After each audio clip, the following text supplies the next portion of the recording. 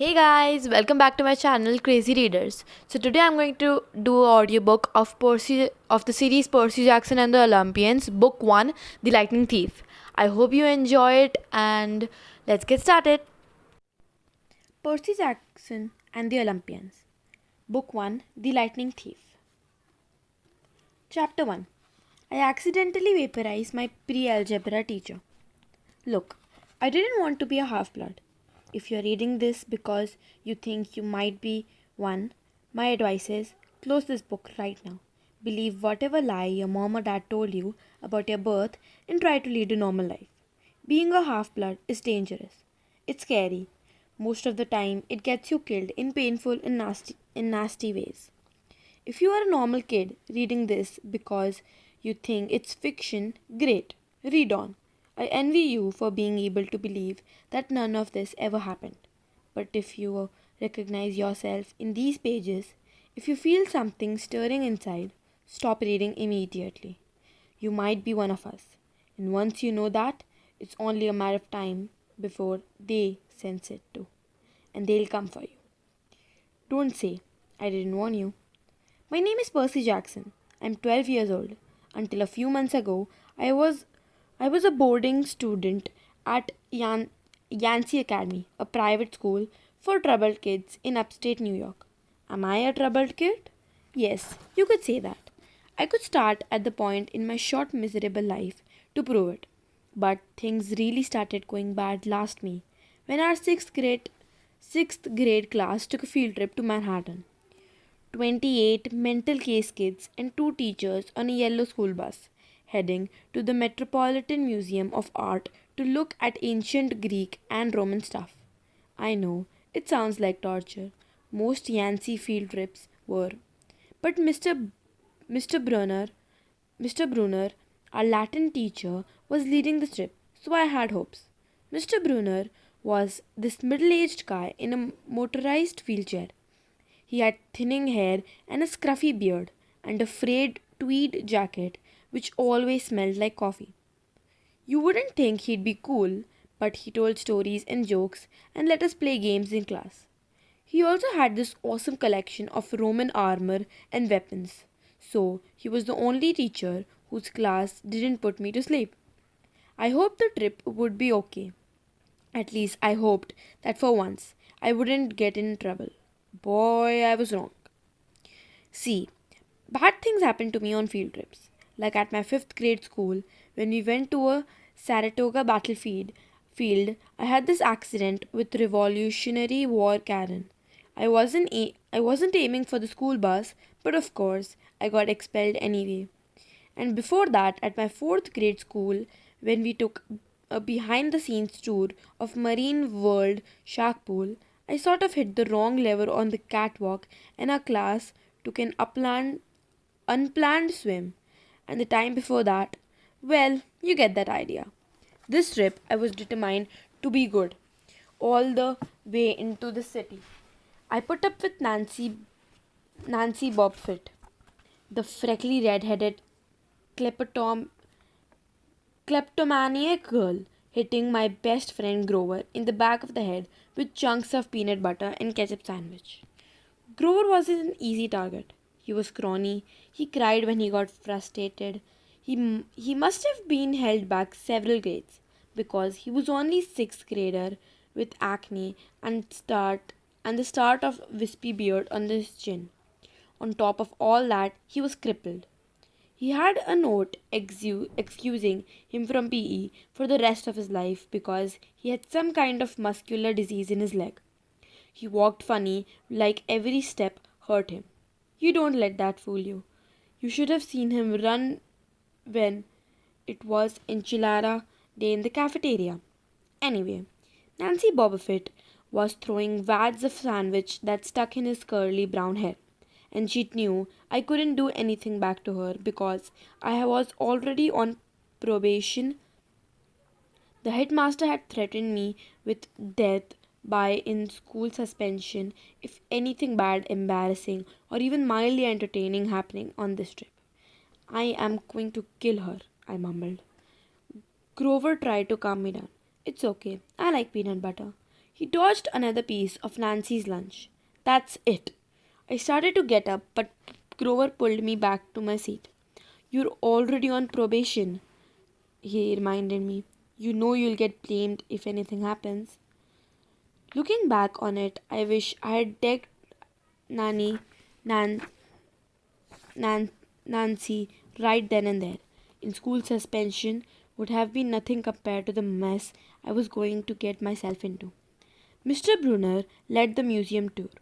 He rode up front on his wheelchair, guiding us through the big echoey gallery, past marble statues and glass cases, full of really old black and orange pottery. It blew my mind that this stuff had survived for 2,000, 3,000 years.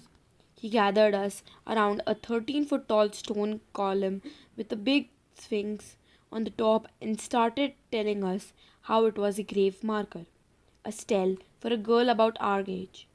He told us about the carvings on the sides. I was trying to listen to what he had to say because it was kind of an interesting.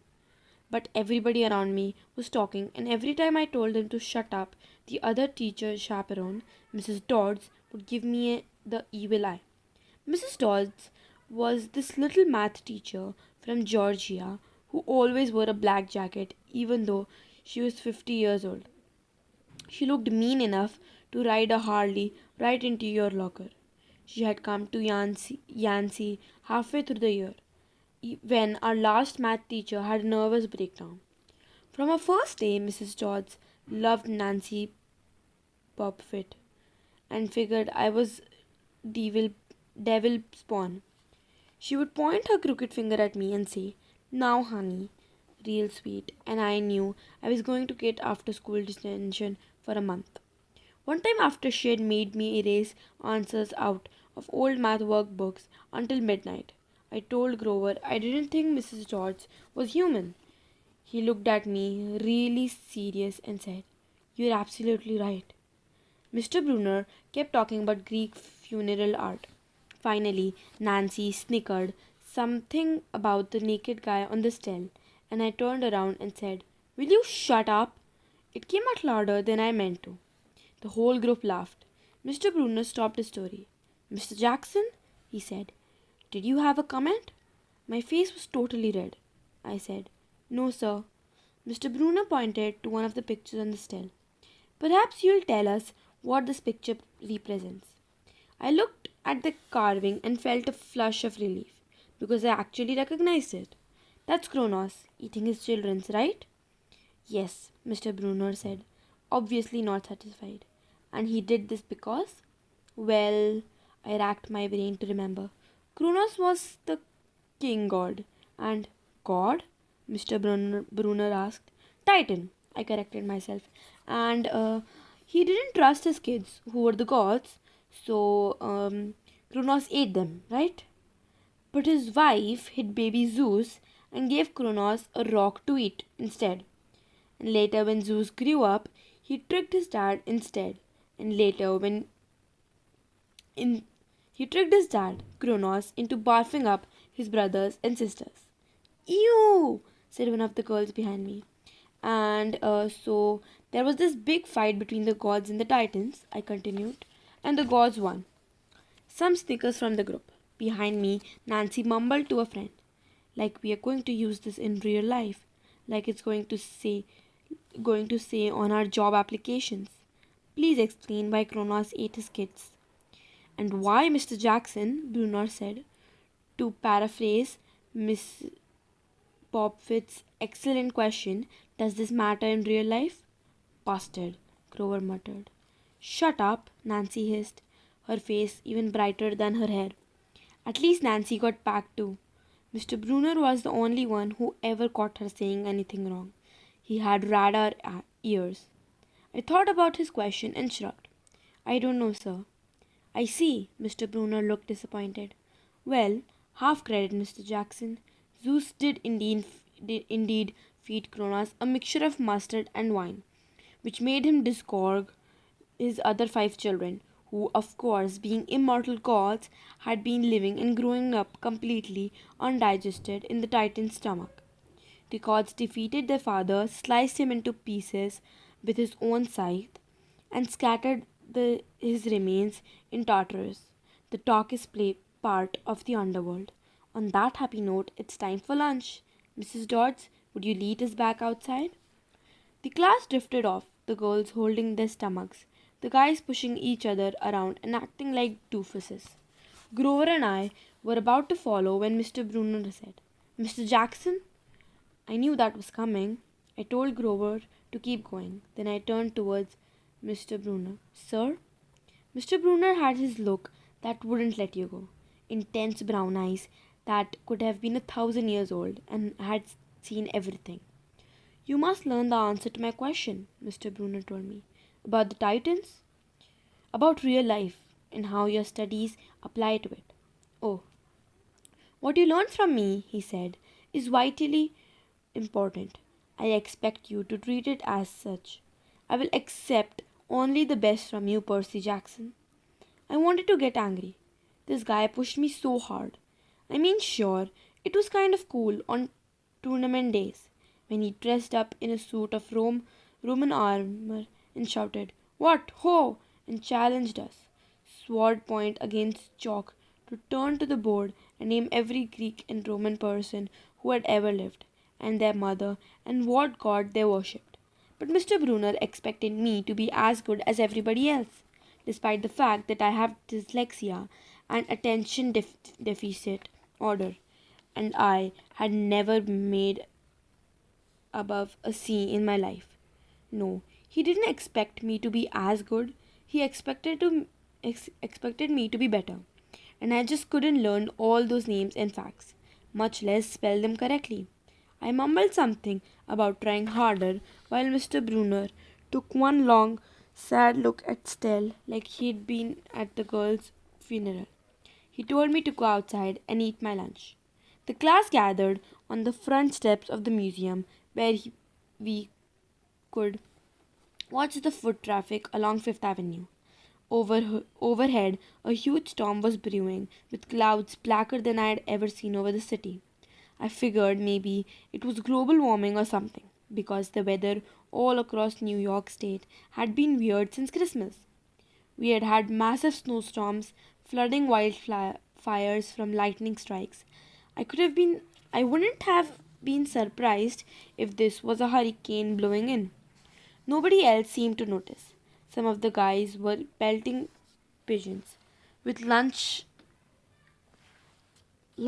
crackers. Nancy was trying to pickpocket something from a lady's purse, and of course Mrs. Dodds wasn't seeing a thing. Grover and I sat on the edge of the fountain, away from the others. We thought that maybe if we did that, everybody would know we were from that school, the school for loser freaks who couldn't make it elsewhere. Detention? Grover asked. Nah, I said. Not from Brunner. I just wish he'd lay off sometimes. I mean, I'm not a genius. Grover didn't say anything for a while. Then, when I thought he was going to give me some deep philosophical comment to make me feel better, he said, Can I have your apple?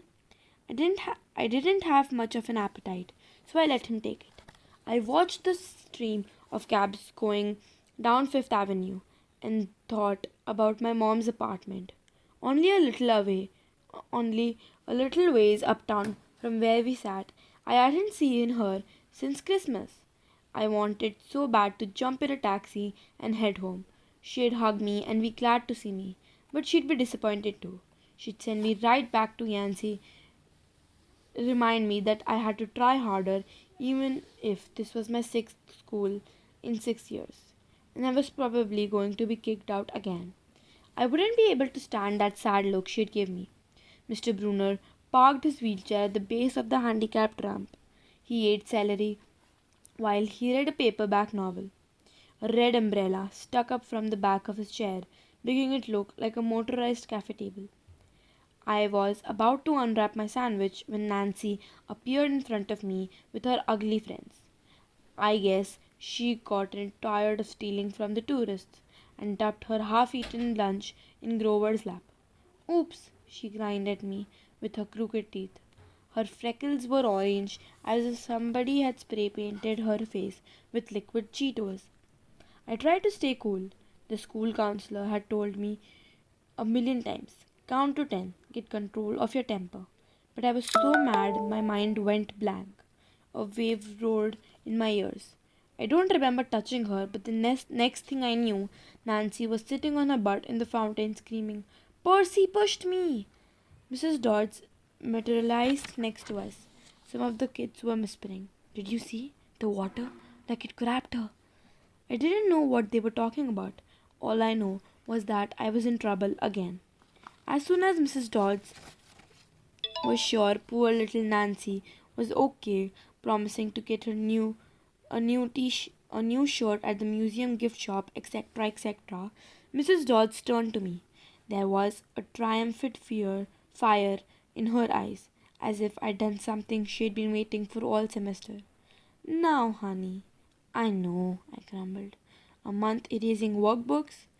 That wasn't the right thing to say. Come with me, Mrs. Dodds said. Wait, Grover yelped. It was me. I pushed her. I stared at him, stunned. I couldn't believe he was trying to cover for me. Mrs. Dodds scared Grover to death. She glared at him so hard his whiskery chin trembled. I don't think so, Mr. Underwood, she said. But you will stay here. Grover looked at me desperately. It's okay, ma'am, I told him. Thanks for trying. Honey, Mrs. Dodds barked at me. Now. Nancy smirked. I gave her my Tulik's I'll kill you later stare. Then I turned to face Mrs. Dodds, but she wasn't there. She was standing at the museum entrance, way at the top of the steps, gesturing impatiently at me to come on. How how did she get there so fast? I have moments like that a lot, when my brain falls asleep or something, and the next thing I know, I have missed something, as if a puzzle piece fell out of the universe and left me staring at the blank place behind it. The school counselor told me this was part of the ADHD, my brain misinterpreting things. I wasn't so sure. I went after Mrs. Dodds. Halfway up the steps, I glanced back at Grover. He was looking pale, cutting his eyes between me and Mr. Brunner, like he wanted Mr. Brunner to notice what was going on. But Mr. Brunner was so absorbed in his novel. I looked back up. Mrs. Dodds had disappeared again. She was now inside the building at the end of the entrance hall. Okay, I thought. She's going to make me buy a new shirt for Nancy at the gift shop. But apparently that wasn't the plan. I followed her deeper into the museum. When I finally caught her up, we were back in the Greek and Roman section. Except for us, the gallery was empty. Mrs. Dodds stood with her arm crossed in front of a big marble frieze of the Greek gods. She was making this weird noise in her throat, like growling. Even without the noise, I could have been nervous. It's weird being alone with a teacher, especially Mrs. Dodds. Something about the way she looked at the frieze as if she wanted to pulverize it. You've been giving us problems, honey, she said. I did the safe thing, I said. Yes, ma'am. She tucked on the cuffs of her leather jacket. Did you really think you would get away with it? The look in her eyes was beyond mad. It was evil. She's a teacher, I thought nervously. It's not like she's going to hurt me. I said, I'll try harder, ma'am. Thunder shook the building. We are not fools, Percy Jackson, Mrs. Dodds said. It's only a matter of time before we found you out. Confess, and you will suffer less pain. I didn't know what she was talking about. All I could think was that teacher must have found the illegal stash of candy I'd been selling out of my dorm room, or maybe they had realized I got my essay on Tom Sawyer from the internet without even reading the book, and now they were going to take away my grade. Or worse, they were going to make me read the book. Well, she demanded. Ma'am, I don't. Your time is up, she hissed. Then the weirdest thing happened. Her eyes began to glow like barbecue coals. Her fingers stretched, turning into talons. Her jacket melted into large leathery wings. She wasn't human. She was a shriveled hag with bat wings and claws and a mouth full of yellow fangs. that she was about to slice me into ribbons. Things got even stranger. Mr. Brunner, who had been out in the front of the museum a minute before, wheeled his chair into the door of the gallery, holding a pen in his hand. "What ho, Percy!" he shouted and tossed me the pen in the air. Mrs. Dodds lunged at me. With a yelp, I dodged and felt talons slash the air next to my ear. I snatched the ballpoint pen out of the air, but when it hit my hand, it wasn't a pen anymore. It was a sword, Mr. Brunner's bronze sword, which he'd used on tournament days. Mrs. Dodds spun toward me, with a murderous look in his eyes. My knees were jelly. My hands were shaking so bad I almost dropped the sword. She snarled, "Die, honey!" and she flew straight at me. Absolute terror ran through my body. I did the only thing that came naturally. I swung the sword. The metal blade hit her shoulder and passed clean through her body, as if she were made of water. Hiss. Mrs. Dodds was a sand castle in a power fan. She exploded into yellow powder, vaporized on the spot, leaving nothing but the smell of sulphur and a dying screech, and a chill of evil in the air, as if to choose two gleaming red eyes was still watching me. I was alone. There was a ball-point pen in my hand. Mr. Brunner wasn't there. Nobody was there but me. My hands were still trembling. My lunch must have been contaminated with magic mushrooms or something. Had I imagined the whole thing? I went back outside. It had started to rain. Grover was sitting by the fountain, a museum map tented over his head. Nancy was still under there, soaked under a swim in the fountain, grumbling to her ugly friends. When she saw me, she said, "I hope Mrs. Scare whipped your butt." I said, "Who?" "Our teacher." "Duh." I blinked. We had no teacher named Mrs. Scare. I asked Nancy what she was talking about. She just rolled her eyes and turned away. I asked Grover where Mrs. Dodds was. He said, "Who?" But he paused first and wouldn't look at me, so I thought he was messing with me. "Not funny, man," I told him. "This is serious." Thunder boomed overhead. I saw Mrs. Brunner sitting under his red umbrella, reading his book as if he had never moved. I went over to him. He looked up, a little distracted. "Ah, that would be my pen. Please bring your own writing utensil in the future, Mr. Jackson." I handed Mr. Brunner his pen. I hadn't even realized I was holding it. "Sir," I said, "where's Mrs. Dodds?" He stared at me blankly. "Who?" "The other chaperone. Mrs. Dodds, the pre-algebra teacher." He frowned and sat forward, looking mildly concerned. "Percy, there is no Mrs. Dodds on this trip. As far as I know, there's never been a Mrs. Dodds at Yancey Academy. Are you feeling all right?" Chapter 2. Three old ladies knit the socks of death. I was used to the occasional weird experience, but usually they were over quickly. This 24/7 hallucination was more than I could handle. For the rest of the school year, the entire campus seemed to be playing some kind of trick on me. The students acted as if they were completely and totally convinced that Mrs. Care, a perky old blonde woman whom I'd never seen in my life until she caught on our bus at the end of the field trip, had been our pre-algebra teacher since Christmas.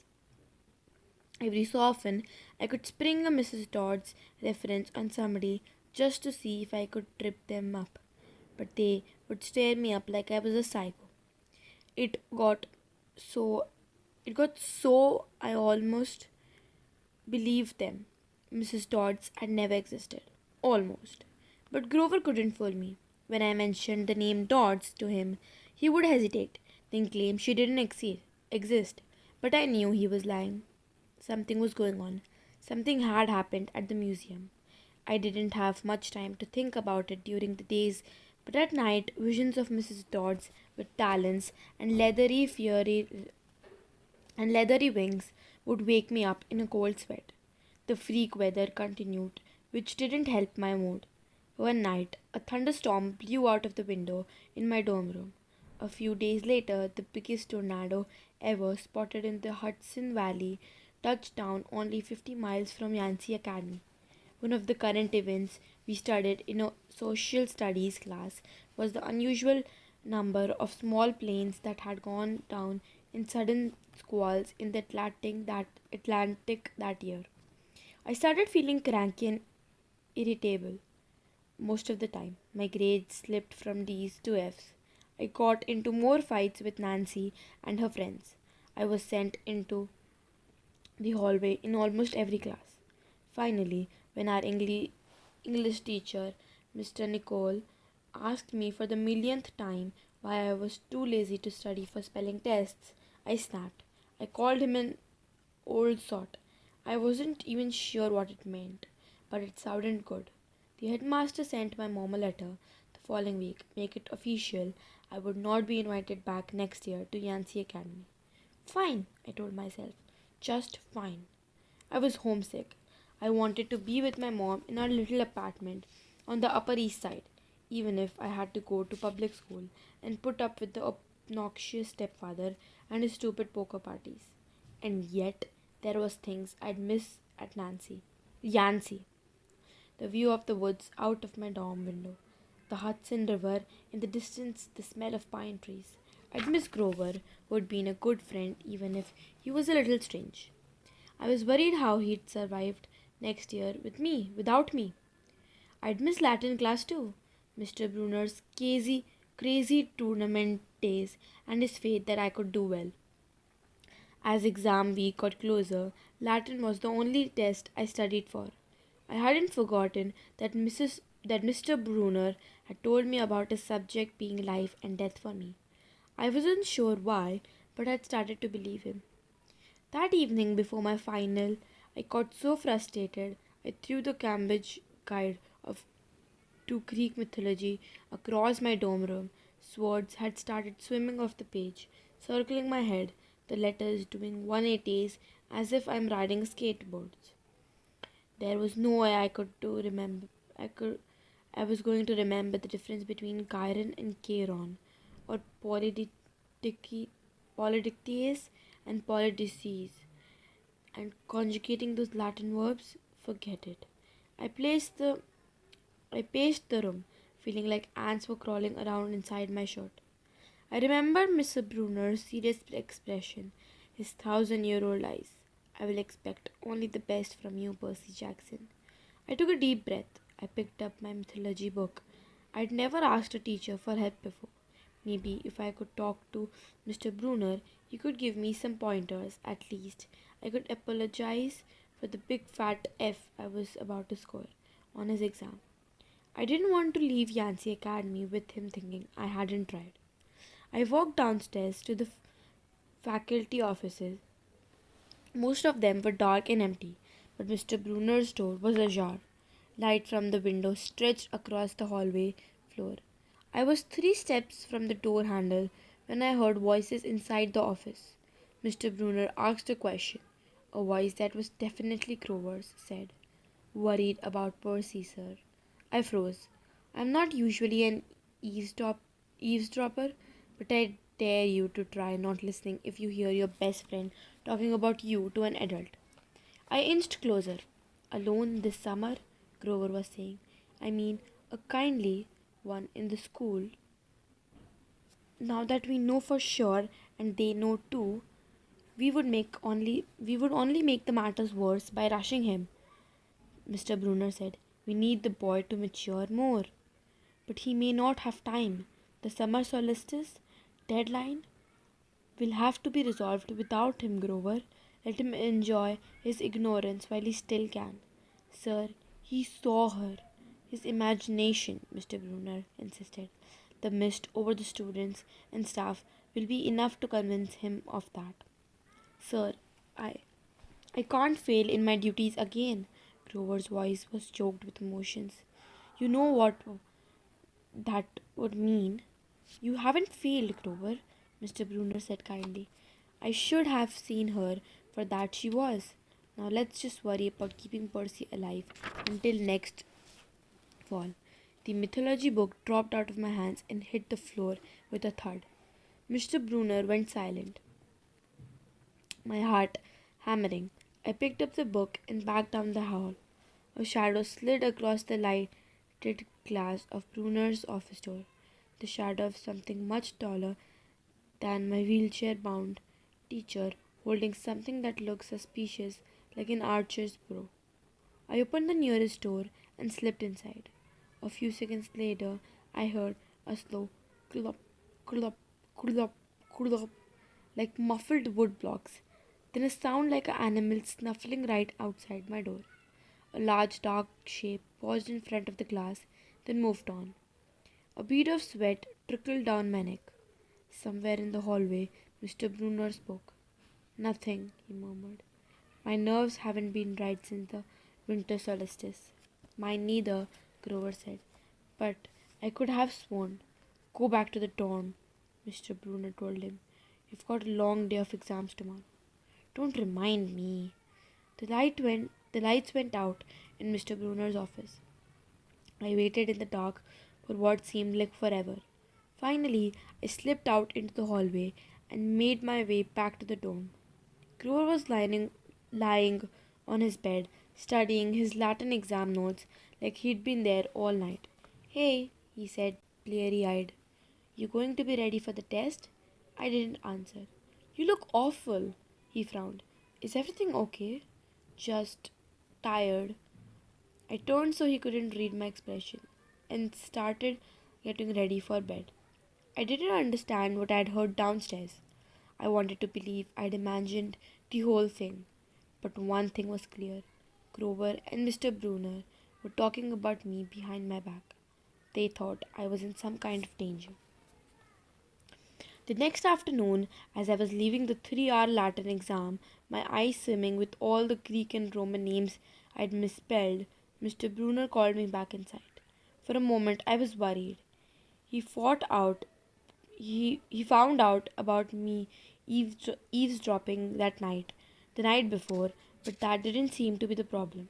Percy, he said, don't be discouraged about leaving Yancy. It's for the best. His tone was kind, but the words still embarrassed me. Even though he was speaking quietly, the other kids finishing the test could hear. Nancy smirked at me and made sarcastic little kissing emotions with her lips. I mumbled, Okay, sir. I mean, Mr. Brunner wheeled his chair back and forth like he wasn't sure what to say. This isn't the right place for you. It's only a matter of time. My eyes stung. He was my favorite teacher, in front of the class telling me I couldn't handle it. After saying he believed in me all year, now he was telling me I was destined to get kicked out? Right, I said, trembling. No, no, Mr. Brunner said. Oh, confound it all. What I'm trying to say. You're not normal, Percy. That's nothing to be. Thanks, I blurted. Thanks a lot, sir, for reminding me. Percy, but I was already gone. On the last day of the term, I shoved my clothes into my suitcase. The other guys were joking around, talking about their vacation plans. One of them was going on a hiking trip to Switzerland. Another was cruising the Caribbean for a month. They were juvenile delinquents like me, but they were rich juvenile delinquents. Their daddies were executives or ambassadors or celebrities. I was nobody from family of nobodies. They asked me what I'd be doing this summer, and I told them that I was going back to the city. What I didn't tell them was that I'd have to get a summer job walking dogs or selling magazine subscriptions and spend my free time worrying about where I'd go to school in the fall. Oh, one of the guys said, that's cool. They went back to the conversation as if I'd never existed. The only person I dreaded saying goodbye to was Grover. But as it turned out, I didn't have to. He'd booked a ticket to Manhattan on the same Greyhound as I had. So, so there we were together again, heading into the city. During the whole bus ride, Grover kept glancing nervously down the aisle, watching the other passengers.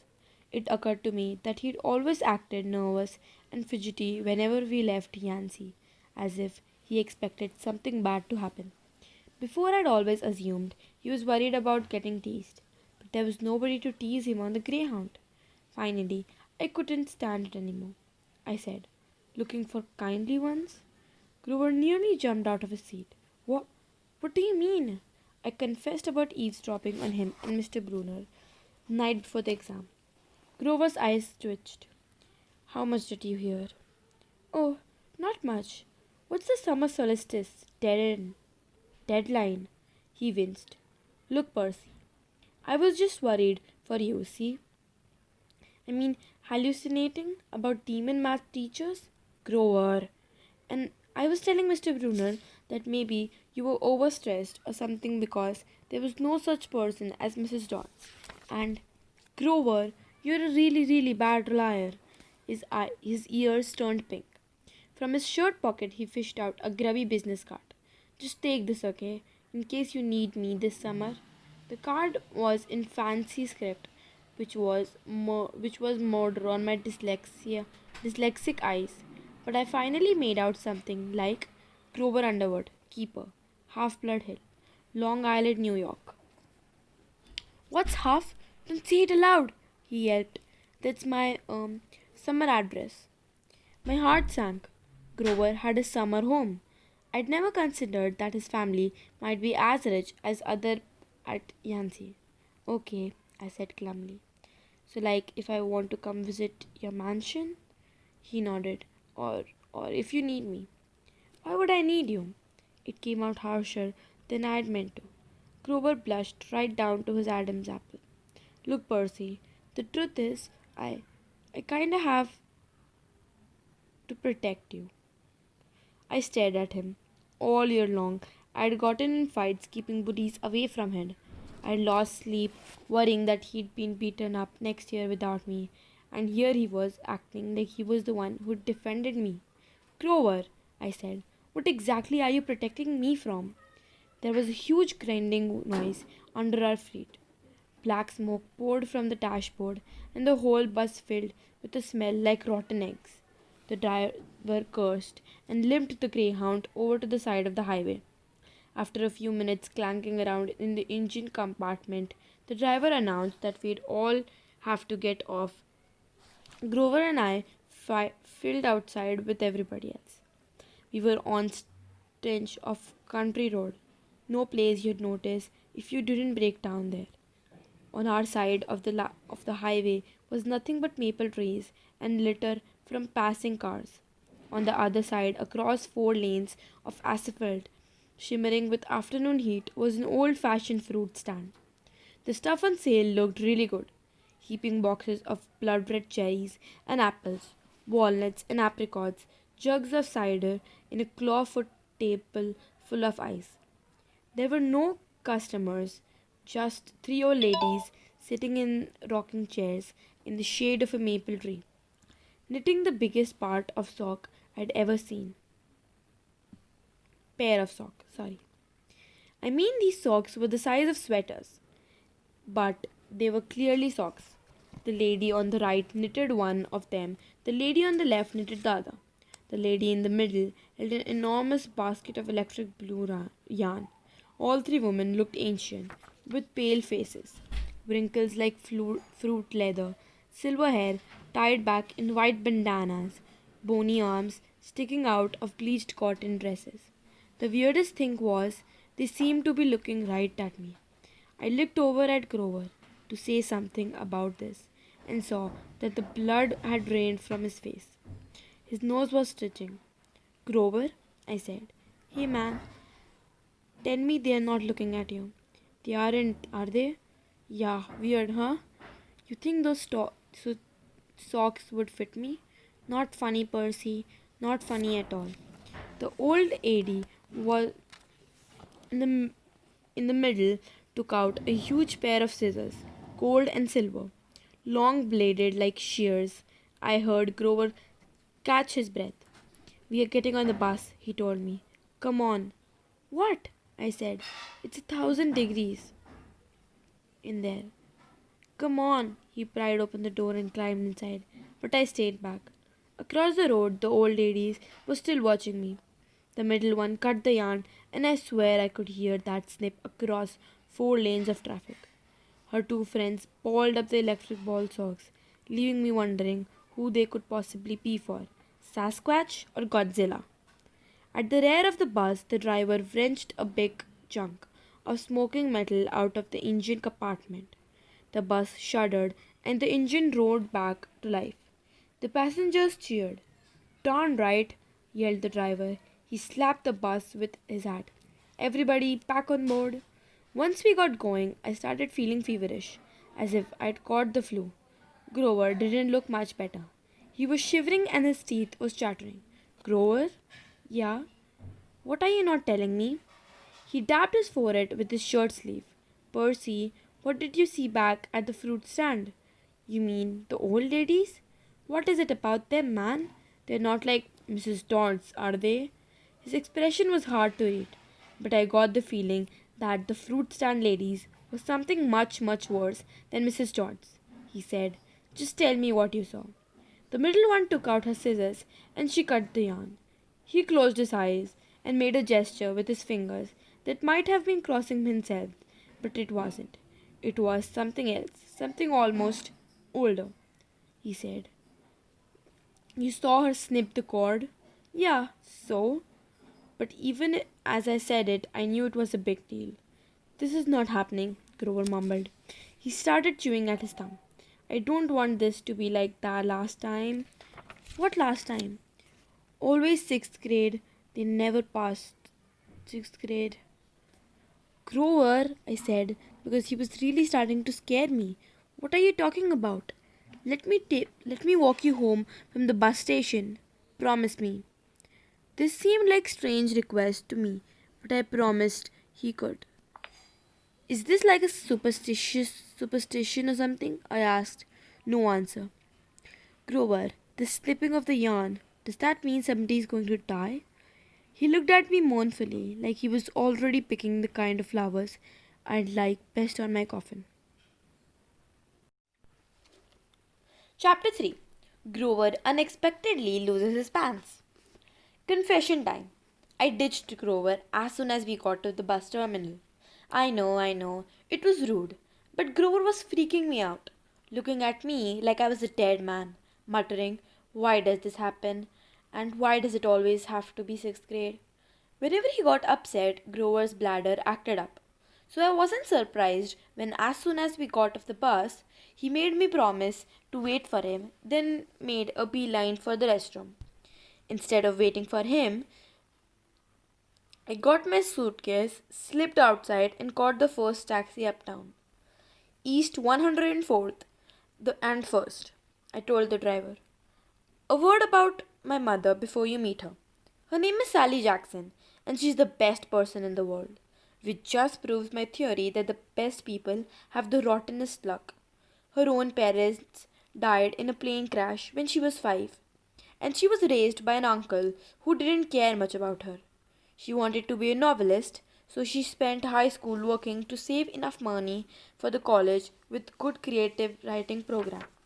Then her uncle got cancer, and she had to quit school her senior year to take care of him. After he died, she was left with no money, no family, and no diploma. The only good break she ever got was meeting my dad. I don't have any memories of him, just this sort of warm glow, maybe the barest trace of a smile. My mum doesn't like to talk about him because it makes her sad. She has no pictures. "See, they weren't married," she told me. "He was rich and important, and the relationship was a secret. Then one day he set sail across the Atlantic on some important journey and he never came back. Lost at sea," my mom told me. "Not dead. Lost at sea." She worked odd jobs, took night classes to get her high school diploma, and raised me on her own. She never complained or got mad. Not even once. But I knew I wasn't an easy kid. Finally, she married Gabe Agliano, who was nice the first 30 seconds. We knew him, then showed his true colors as a world-class jerk. When I was young, I nicknamed him Smelly Gabe. I'm sorry, but it's the truth. The guy reeked like moldy garlic pizza. wrapped in gym shorts. Between the two of us, we made my mom's life pretty hard. The way Smelly Gabe treated her, the way he and I got along. Well, when I come home, it's a good exa- when I come home is a good example. I walked into our little apartment, hoping my mom would be home from work. Instead, Smelly Gabe was in the living room playing poker with his buddies. The television blared, ESPN. Chips and beer cans were strewn all over the carpet. Hardly looking up, he said around his cigar. So, you're home. Where's my mom? Working, he said. You got any cash? That was it. No, welcome back. Good to see you. How was your life from the past 6 months? Gabe had put on weight. He looked like a tuskless walrus in thrift store clothes. He had about 3 hairs on his head, all combed over his bald scalp, as if that made him look handsome or something. He managed the electronics mega mart in Queens, but he stayed home most of the time. I don't know why he hadn't been fired long before. He just kept on collecting paychecks, spending the money on cigars that made me nauseous, and on beer, of course. Always beer. Whenever I was home, he expected me to provide his gambling funds. He called that our guy secret, meaning if I told my mom, he would punch my lights out. I don't have any cash, I told him. He raised his greasy eyebrow. Gabe could sniff out money like a bloodhound, which was surprising since his own smell should have covered up everything else.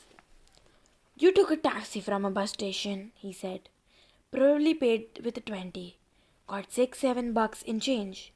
Somebody expects to live under the roof. He ought to carry his own weight. Am I right, Eddie? Eddie was the super of the apartment building, looked at me with a twinge of sympathy. Come on, Gabe, he said. The kid just got here. Am I right? Gabe repeated. Eddie scowled into his bowl of pretzels. The other two guys passed gas in harmony. Fine, I said. I dug a wad of dollars out of my pocket and threw the money on the table. I hope you lose. Your report card came, brain boy, he shouted after me.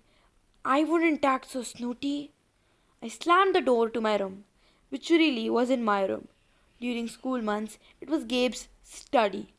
He didn't study anything in there except old car magazines, but he loved shoving my stuff in the closet, leaving his muddy boots on my windowsill, and doing his best to make the place smell like his nasty cologne and cigars and stale beer. I dropped my suitcase on the bed. Home sweet home. Gabe's smell was almost worse than the nightmares about Mrs. Dodds, or the sound of the old fruit lady's shears snipping the yarn. But as soon as I thought that, my legs felt weak. I remembered Grover's look of panic, how he had made me promise I wouldn't go home without him. A sudden chill rolled through me. I felt like something, was looking for me right now, maybe pounding its way up the stairs, growing long, horrible talons. Then I heard my mom's voice. Percy! She opened the door and my fears melted. My mother can make me feel good just by walking into my room. Her eyes sparkle and change color in light. Her smile is warm as quilt. She got a few grey streaks mixed in her long brown hair, but I never think of her as old. When she looks at me, it's like she's seeing all the good things about me, none of the bad. I've never heard her raise her voice or say an unkind word to anyone, not even me or Gabe. Oh, Percy, she hugged me tight. I can't believe it. You've grown up since Christmas. Her red, white, and blue, sweet on America uniform smelled like the best things in the world. Chocolate, licorice, and all the other stuff she sold at the candy shop in Grand Central. She'd bought me a huge bag of free samples the way she always did when I came home. We sat together on the edge of the bed. While I attacked the blueberry sour strings, she ran her hand through my hair and demanded to know everything I hadn't put in my letters. She didn't mention anything about my getting expelled. She didn't seem to care about that. But was I okay? Was her little boy doing all right? I told her she was smothering me and to lay off and all that, but secretly I was really glad to see her. From the other room, Gabe yelled, "Hey Sally! How about some bean dip, huh?" I gritted my teeth. My mom is the nicest lady in the world. She should have married to a she should have been married to a millionaire, not some joke like Gabe. For her sake, I tried to sound upbeat about my last days at Yancy Academy. I told her I wasn't too down about the expulsion. I had lasted almost the whole year this time. I'd made some new friends. I'd done pretty well in Latin, and honestly, the fights hadn't been as bad as headmaster said. I liked Yancy Academy. I really did. I put such a good spin on the year. I almost convinced myself I started choking up, thinking about Grover and Mr. Brunner. Even Nancy Boberfit suddenly didn't seem so bad until that trip to the museum. "What?" my mom asked, her eyes tugged at my conscience, trying to pull out the secrets. "Did something scare you?" "No, Mom." I felt bad lying. I wanted to tell her about Mrs. Dodds and the three old ladies with the yarn, but I thought it would sound stupid. She pursed her lips. She knew I was holding back, but she didn't push. "I have a surprise for you," she said. "We are going to the beach." My eyes widened. "Montauk?" "3 nights, same cabin." "When?" She smiled. "As soon as I get changed." I couldn't believe it. My mom and I hadn't been to the Montauk the last 2 summers because Gabe said there wasn't enough money. Gabe appeared in the doorway and growled, "Bean dip, Sadie! Didn't you hear me?" I wanted to punch him, but I met my mom's eyes and I understood she was offering me a deal. Be nice to Gabe for a while, just until she was ready to leave for Montauk. Then we would get out of here. "I was on my way, honey," she told Gabe. "We were just talking about the trip." Gabe's eyes got small. "The trip? You mean you were serious about that?" "I knew it," I muttered. "He won't let us go." "Of course he will," my mom said evenly. "Your stepfather is just worried about money. That's all. Besides," she added, "Gabriel won't have to settle for bean dip. I'll make him enough 7-layer dip for the whole weekend. Guacamole, sour cream, the works." Gabe softened a bit. "So, this money for your trip, it comes out of your clothes budget, right?" "Yes, honey," my mother said. "And you won't take my car anywhere but there and back?" "We'll be careful." Gabe scratched his double chin. "Maybe if you hurry with the 7-layer dip, and maybe if the kid apologizes for interrupting my poker game. Maybe if I kick you in your soft spot," I thought, "and make you sing soprano for a week." But my mom's eyes warned me not to make him mad. Why did she put up with this guy? I wanted to scream. Why did she care what he thought? "I'm sorry," I muttered. "I'm really sorry I interrupted your incredibly important poker game. Please go back to it right now." Gabe's eyes narrowed. His tiny brain was probably trying to detect sarcasm in my statement. "Yeah, whatever," he said. He went back to his game. "Thank you, Percy," my mom said.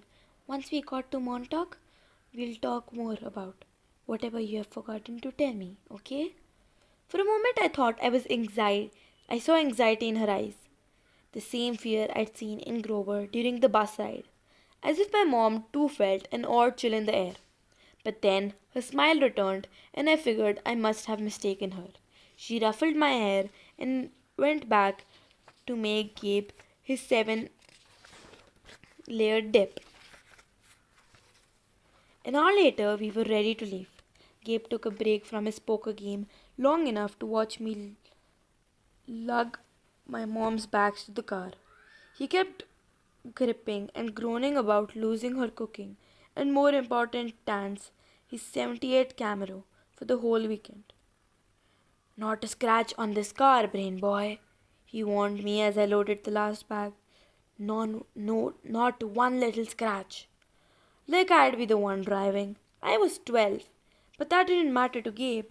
If a seagull so much as pooped on his paint job, he'd find a way to blame me. Watching him lumber back towards the apartment building, I got so mad I did something I can't explain. As Gabe reached the doorway, I made the hand gesture I'd seen make on the bus, a sort of warding of evil gesture, a clawed hand over my heart, then a showing movement towards Gabe.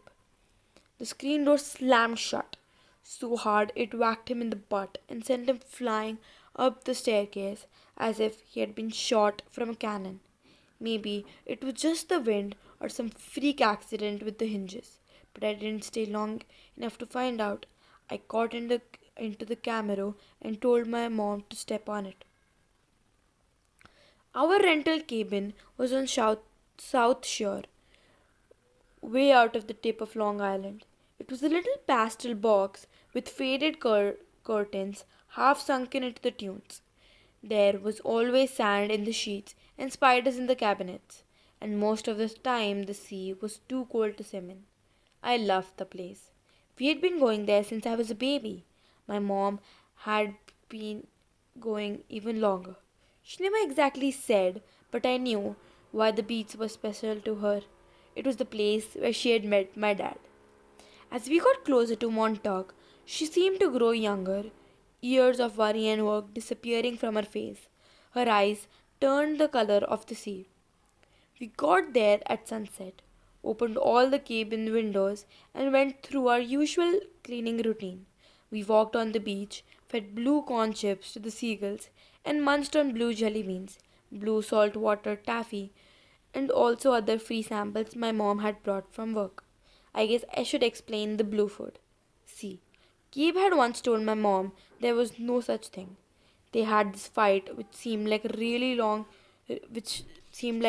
small thing at the time, but ever since my mom went out of her way to eat blue. She baked blue birthday cakes, she mixed blueberry smoothie, she bought blue corn tortilla chips and brought home blue candy from the shop. This, along with keeping her maiden name Jackson rather than calling herself Mrs. Ugliano, was proof that she wasn't totally suckered by Gabe.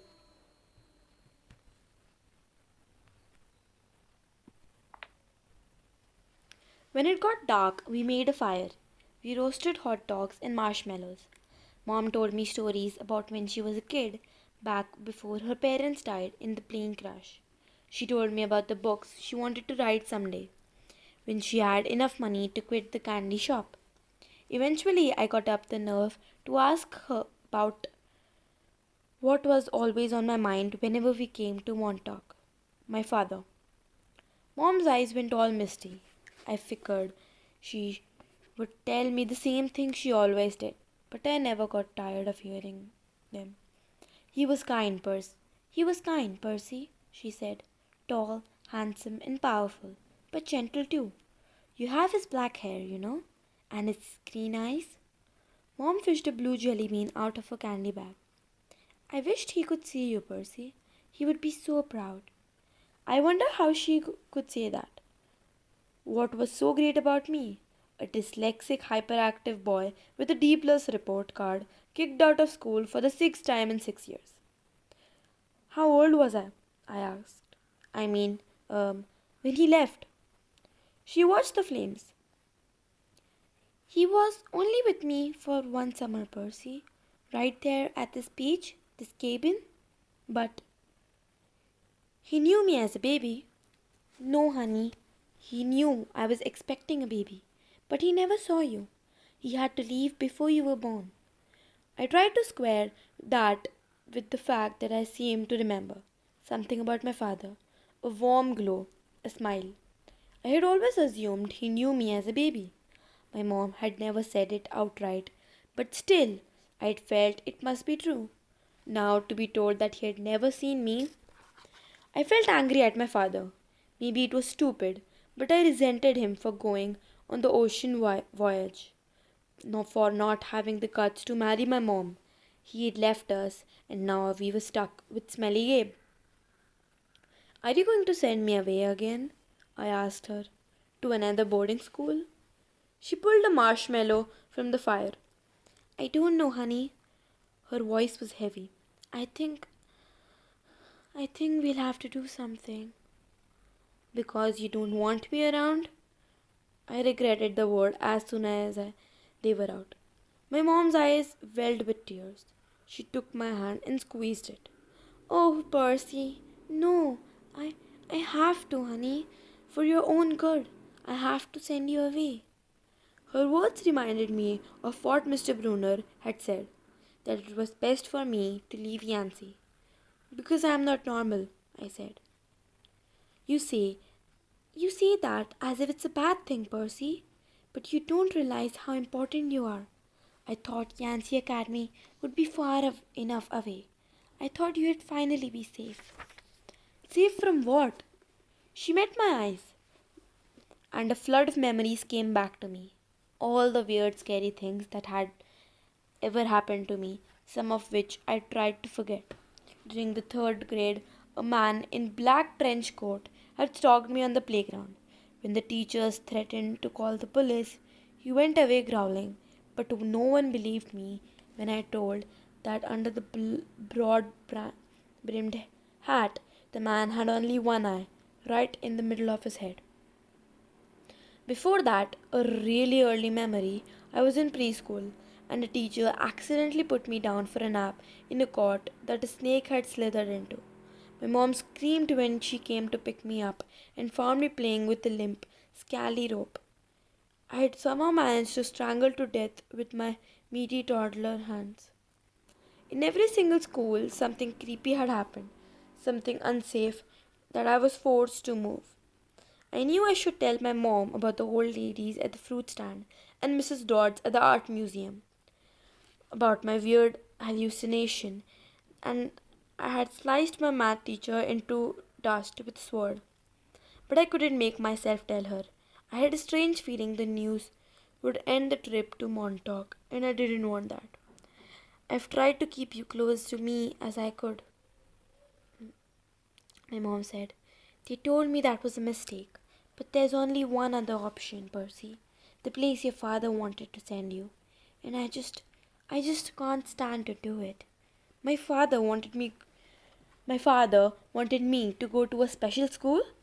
Not a school, she said softly. A summer camp. My head was spinning.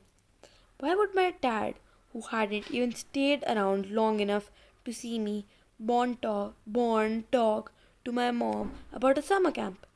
And if there was and if it was so important, why hadn't she ever mentioned it before? I'm sorry, Percy, she said, seeing the look in my eyes, but I can't talk about it. I I couldn't send you to that place. It might mean saying goodbye to you for good. For good? But if it's only a summer camp, she turned toward the fire, and I knew her expressions that if I asked one more question, she would start to cry. That night I had a vivid dream. It was storming on the beach, and two beautiful animals, a white horse and a golden eagle, were trying to kill each other at the edge of the surf. The eagle swooped down and lashed the horse's muzzle when, with its huge talons. The horse reared up and kicked at the eagle's wings. As they found the ground, mumbled a monstrous voice, chuckled somewhere beneath the earth, goading the animals to fight harder. I ran towards them knowing I had to stop them from killing each other, but I was running in slow motion. I knew I would be too late. I saw the eagle dive down, its beak aimed the horse's wide eyes, and I screamed, No! I woke with a start. Outside, it was storming, the kind of storm that cracks trees and blows down houses. There was no horse or eagle on the beach, just lightning making false daylight and 20-foot waves pounding the dunes like artillery. With the next thunderclap, my mom woke. She sat up, eyes wide, and said, "Hurricane." I knew that was crazy. Long Island never sees hurricanes this early in the summer, but the ocean seemed to have forgotten. Over the roar of the wind, I heard a distant bellow, an angry tortured sound that made my hair stand on end.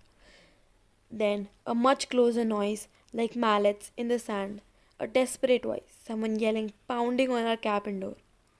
My mother sprang out of bed in her nightgown and threw open the lock. Grover stood framed in the doorway against a backdrop of pouring rain. But he wasn't exactly Grover. "Searching all night," he gasped. What were you thinking?" My mother looked at me in terror, not scared of Grover, but of why he had come. "Percy," she said, shouting to be heard over the rain. "What happened at school? What didn't you tell me?"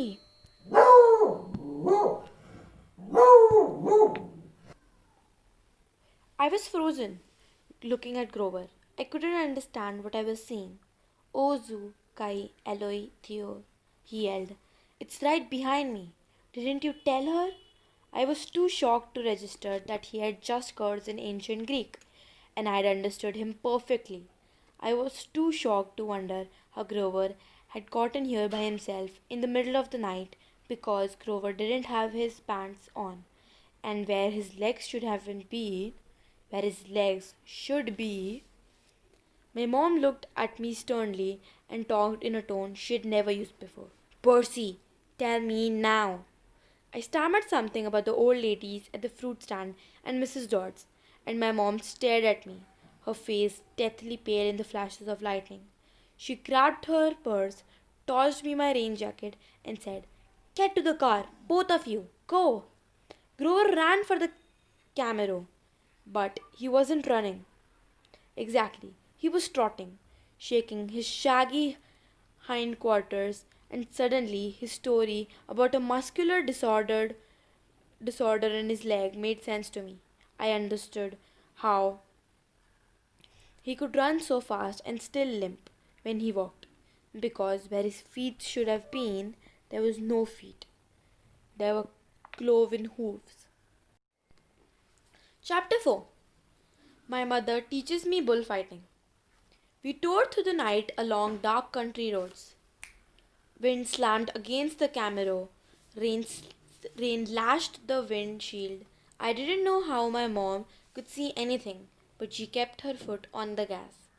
Every time there was a flash of lightning, I looked at Grover sitting next to me in the back seat, and I wondered if I had gone insane or if he was wearing some kind of shag carpet pants.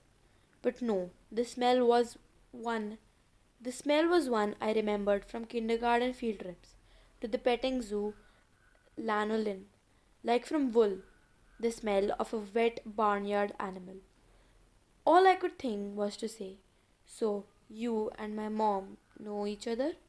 Grover's eyes filtered, flitted to the rearview mirror, though there was no car behind us. "Not exactly," he said. "I mean, we have never met in person, but she knew I was watching you." "Watching me?" "Keep tabs on you, making sure you were okay." "But I wasn't faking being your friend," he added hastily. "I am your friend."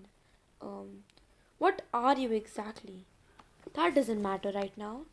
"It doesn't matter? From the waist down, my best friend is a donkey." Grover let out a sharp throat blur.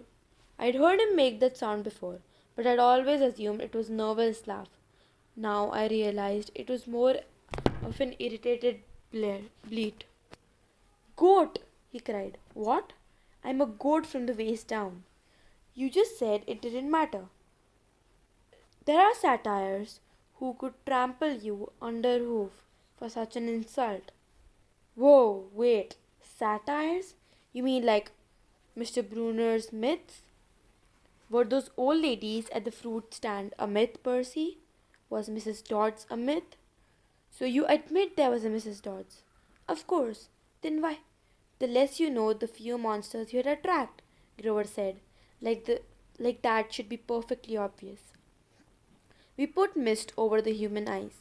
We hope we hoped you'd think the kindly ones was a hal- hallucination, but it was no good. You started to realize who you are. Whoa, who I am? Wait a minute. What do you mean? The weird bellowing noise rose up again somewhere behind us, close than, closer than before. Whatever was chasing us still on our tail. Percy, my mom said, there's too much to explain and not enough time. We have to get you safe to safety. Safety? From what? Who's after me? Oh, nobody much, Grover said, obviously still muffled. On about the donkey comment. Just the Lord of the Dead and a few of his bloodthirstiest minions. Grover! Sorry, Mrs. Jackson. Could you drive faster, please? I tried to wrap my mind around what was happening, but I couldn't do it. I knew this wasn't a dream. I had no imagination. I could never dream up something this weird. My mom made a hard left. We swerved into a narrow road, racing past darkened farmhouse and wood hills, and pick your own strawberry signs on the white picket fences. Where are we going? I asked. The summer camp I told you about. My mother's voice. The summer camp I told you about. My mother's voice was tight. She was trying for my sake not to be scared. The place your father wanted to send you. The place you didn't want me to go. Please, dear, my mother begged. This is hard enough. Try to understand. You are in danger. Because some old ladies cut yarn? Those weren't old ladies, Grover said. Those were the fates. Do you know what it means? The fact they appeared in front of you? They only do that when you're about to die. When someone's about to die. Whoa! You said you? No, I didn't. I said someone. You meant you, as in me. I meant you like someone, not you. Boys, my mom said. She pulled the wheel hard to the right, and I got a glimpse of a figure she had swerved to avoid. A dark, fluttering shape now lost behind us in storm. What was that? I asked. We're almost there, my mother said, ignoring my question. Another mile. Please, please, please. I didn't know where there was, but I found myself leaning forward in the car, anticipating, wanting us to arrive. Outside, nothing but rain and darkness. The kind of empty countryside you get way out on the trip to Long Island. I thought about Mrs. Dodds and the moment when she had changed into the thing with pointed teeth and wings. My limbs went numb from delayed shock. She really hadn't been human. She had meant to kill me. Then I thought about Mr. Brunner and the sword he had thrown me. Before I could ask Grover about that, the hair nose on the back of my neck, the hair, the hair rose on the back of my neck. There was a blinding flash, a jaw-rattling boom, and our car exploded. I remember feeling weightless, like I was being crushed, fried, and hosed down all at the same time. I peeled my forehead off the back of the driver's seat and said, Ow! Percy! My mom shouted. I'm okay. I tried to shake off the daze. I wasn't dead. The car really, the car hadn't really exploded. We had swerved into a ditch. Our driver's side doors were wedged in the mud. The roof had cracked open like an eggshell and rain was pouring in. Lightning. There was That was the only explanation. We had been blasted right off the road. Next to me in the back seat was a big motionless lump. Grover! He was slumped over, blood trickling. He was slumped over, blood trickling from the side of the mouth. I shook his furry hip, thinking, no, even if you are half barnyard animal, you are my best friend, and I don't want you to die. And then he groaned. Food. and I knew there was hope. Percy, my mom said, we have to. Her voice faltered. I looked back. I looked back. In a flash of lightning through the mud spattered rear windshield, I saw a figure lumbering toward us on the shoulder of the road. The sight of it made my skin crawl. It was a dark silhouette of a huge guy, like a football player. He seemed to be holding a blanket over his head. His top half was bulky and fuzzy. His unpraised hands made it look like he had horns. I swallowed hard. Who is? Percy, my mom said, deadly serious. Get out of the car. My mother threw herself against the driver's side door. It was jammed shut in the mud.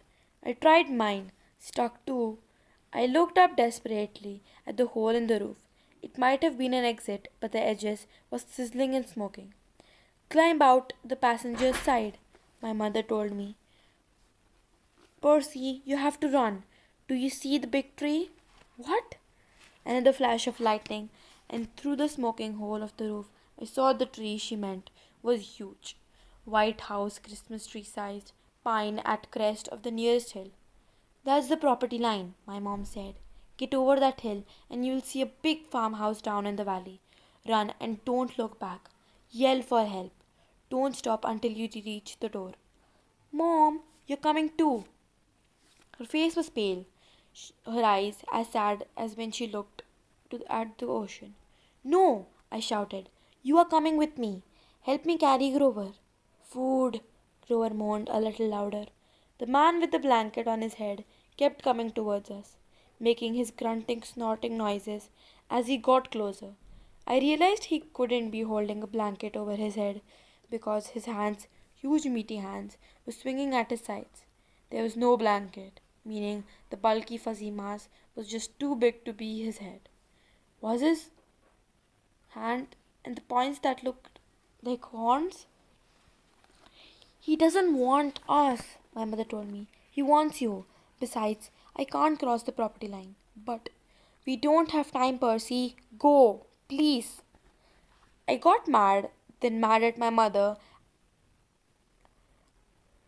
at Grover the goat, at the thing with horns that was lumbering toward us slowly and deliberately, like a bull.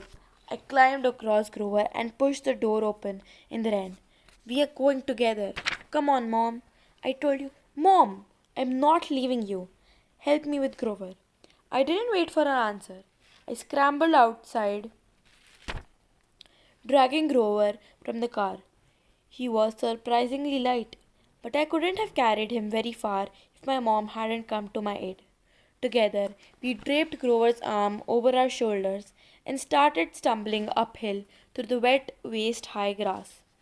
Glancing back, I got my first clear look at the monster. He was 7 feet tall, easy, his arms and legs like something from the cover of Muscle Man magazine, bulging biceps and triceps, and a bunch of other seps, all stuffed like a baseball's under vein webbed skin. He wore no clothes except underwear. I mean, bright white fruit of the looms, which could have looked funny except the top half of his body was so scary. Coarse brown hair started at about his belly button, button and got thicker as it reached his shoulder.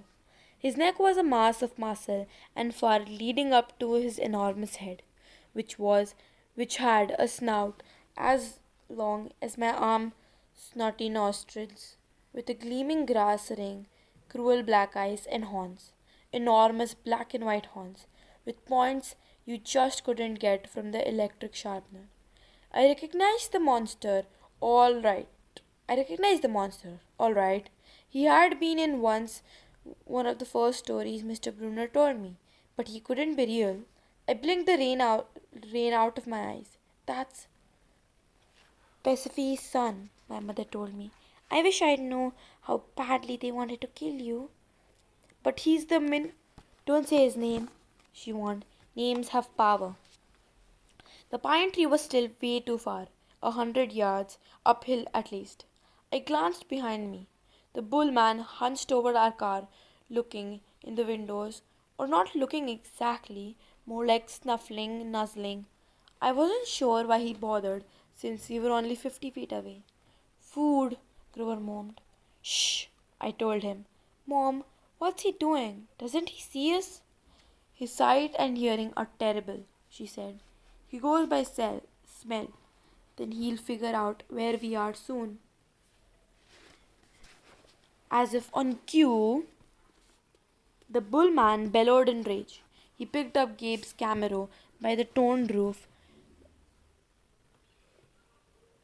and chassis creaking and groaning. He raised the car over his head and threw it down the road. It slammed into wet asphalt and skidded in a shower of sparks about half a mile before coming to stop. The gas tank exploded. Not a scratch, I remembered Gabe saying. Oops. Percy, my mom said. When he sees us, he'll charge. Wait until the last second, then jump out of the way, directly sideways. He can't change directions very well at once when he's charging. Do you understand? How do you know all this? I've been worried about attack for a long time. I should have expected this. I was selfish keeping me near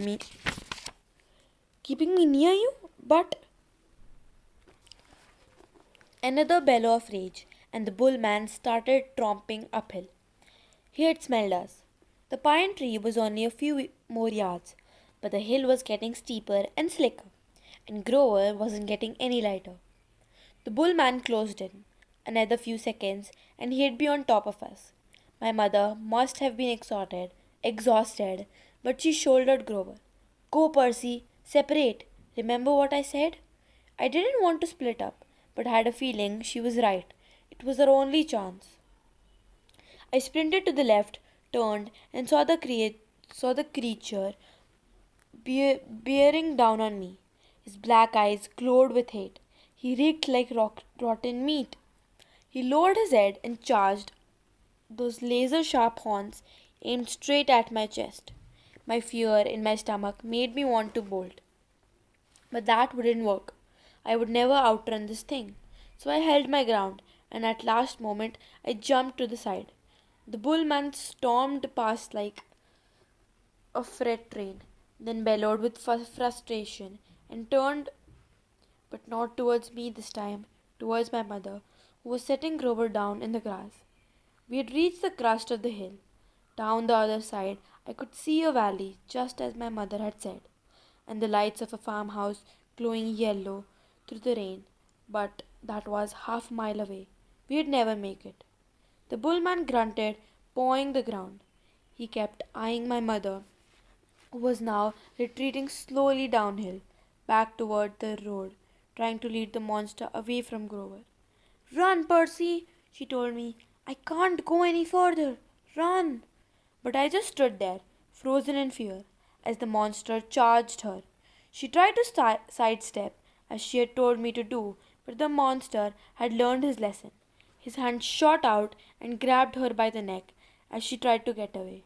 He lifted her as she struggled, kicking and pummeling the air. Mom! She caught my eyes, managed to choke out one last word. Go! Then with an angry roar, the monster closed his fist around my mother's neck, and she dissolved before my eyes, melting into light, a shimmering gold form as if she were a holographic projection, a blinding flash, and she was simply gone. No! Anger replaced my fear. Newfound strength burned in my limbs. The same rush of energy I'd gotten when Mrs. Dodds grew talons. The bullman bore down on Grover, who lay helplessly in the grass. The monster hunched over, snuffling my best friend as if he were about to lift Grover up and make him dissolve too. I wouldn't allow that. I stripped off my red rain jacket. Hey! I screamed, waving the jacket, running to one side of the monster. Hey, stupid ground beef! Roar! The monster turned towards me, shaking his meaty fists. I had an idea, a stupid idea, but better than no idea at all. I put my back on the big pine tree and waved my red jacket in front of the bullman, thinking I'd jump out of the at, way at the last moment. But it didn't happen like that. The bullman charged so fast, his arms about to grab me whichever way I tried to dodge. Time slowed down. My legs tensed. I couldn't jump sideways, so I leaned straight up, kicking off the creature's head, using it as a springboard, turning in midair and landing on his neck. How did I do that? I didn't have time to figure it out. A millisecond later, the monster's head slammed into the tree. The impact nearly knocked my teeth out. The bullman staggered around, trying to shake me. I locked my arms around his horns to keep from being thrown. Thunder and lightning was still going strong. The rain was in my eyes. The smell of rotten meat burned my nostrils. The monster shook himself around and bucked like a radio bull.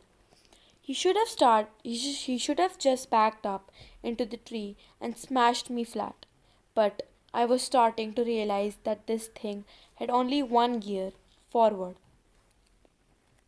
Meanwhile, Grover started groaning in grass. I wanted to yell at him to shut up, but the way I was getting tossed around, if I opened my mouth, I'd bite my own tongue off.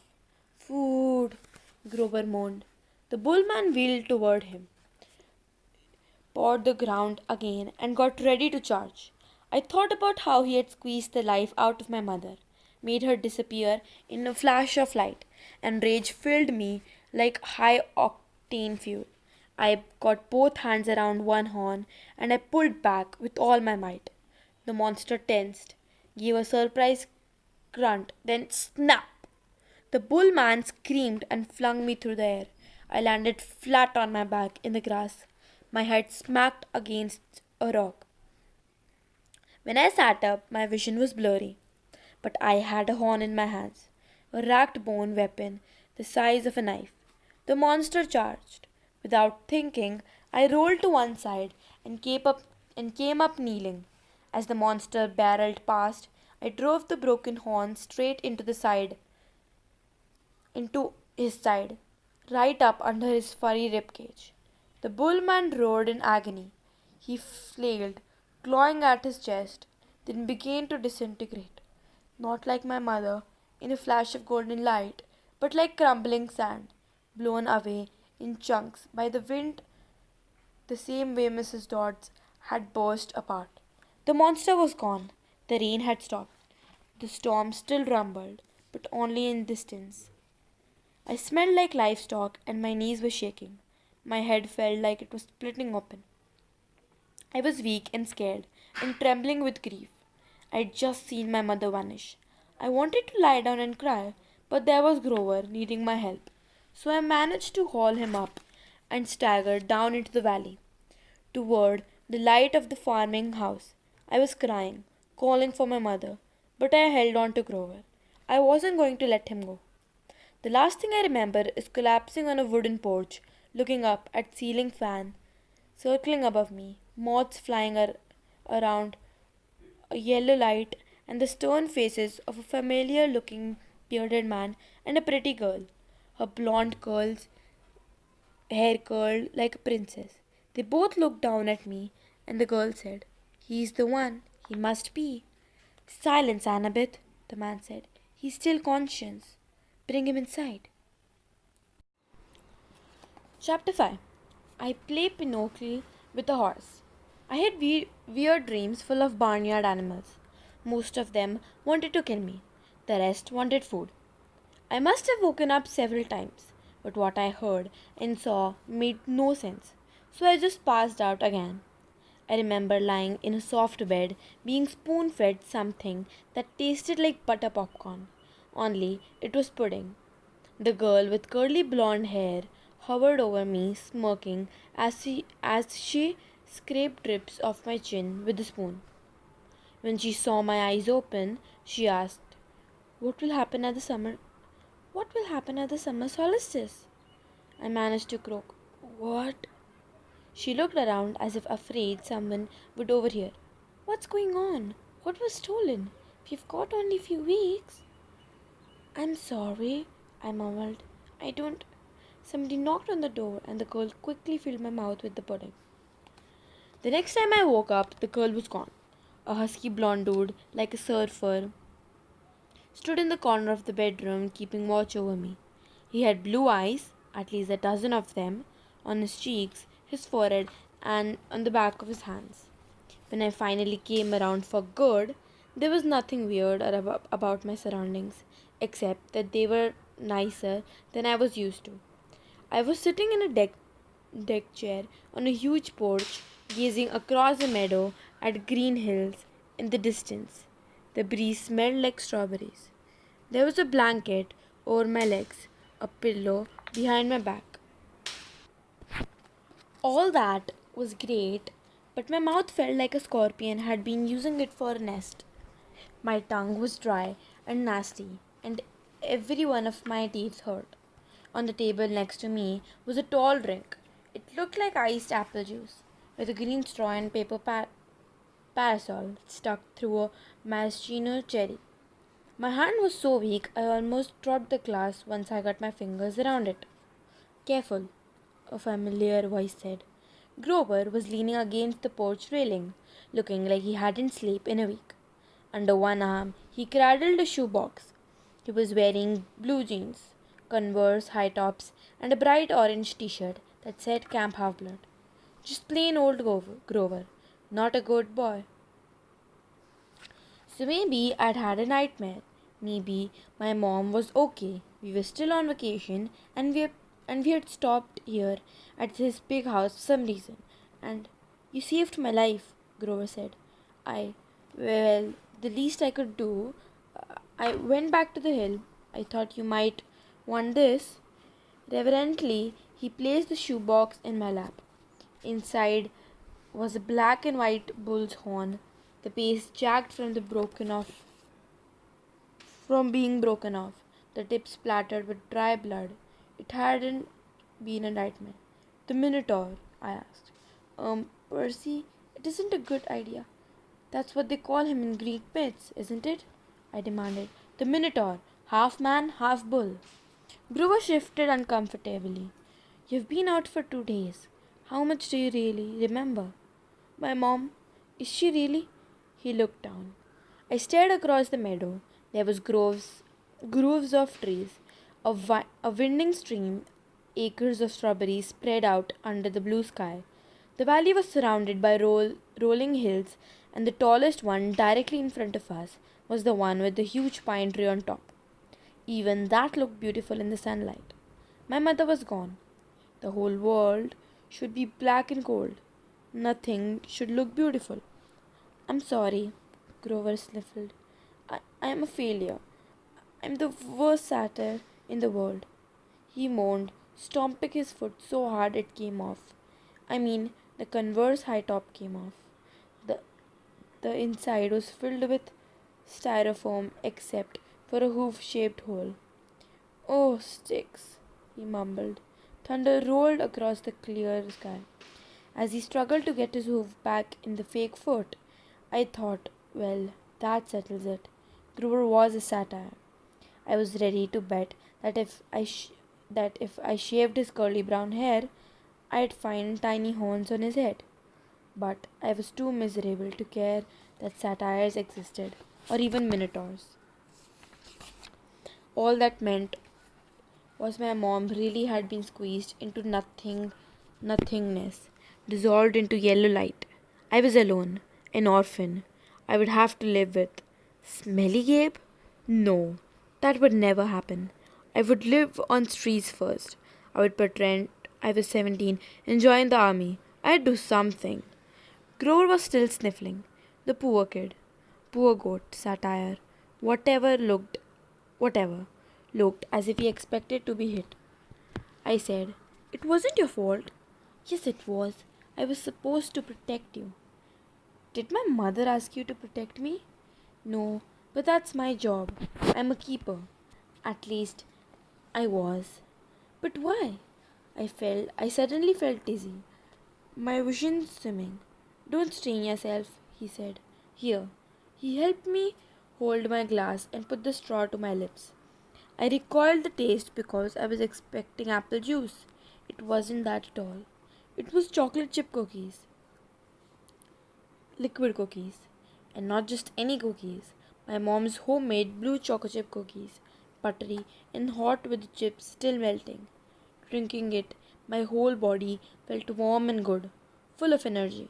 My grief didn't go away, but I felt as if my mom had just brushed her hand against my cheek, given me a cookie the way she used to when I was small, and told me everything was going to be okay. Before I knew it, I drained the glass. I stared into it. Sure, I'd just had a warm drink, but the ice cubes hadn't even melted. Was it good? Grover asked. I nodded. What did it taste like? He sounded so wistful, I felt guilty. Sorry, I said. I shouldn't I should have let you taste. His eyes got wide. No, that's not what I meant. I just wondered. Chocolate chip cookies, I said. My mom's homemade. He sighed. And how do you feel? Like I could throw Nancy Boba Fett 100 yards. That's good, he said. That's good. I don't think you could risk drinking any more of that stuff. What do you mean? He took the empty glass from the table from me gingerly, as if it were dynamite, and set it back on the table. Come on, Kyron and Mr. D are waiting. The porch wrapped all the way around the farmhouse. My legs felt wobbly trying to walk that far. Grover offered to carry the Minotaur horn, but I held on to it. I'd paid for the souvenir the hard way. I wasn't going to let it go. As we came around the opposite end of the house, I caught my breath.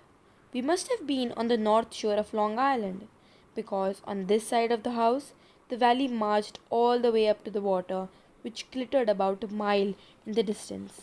Between here and there, I simply couldn't process everything I was seeing. The landscape was dotted with buildings that looked like ancient Greek architecture.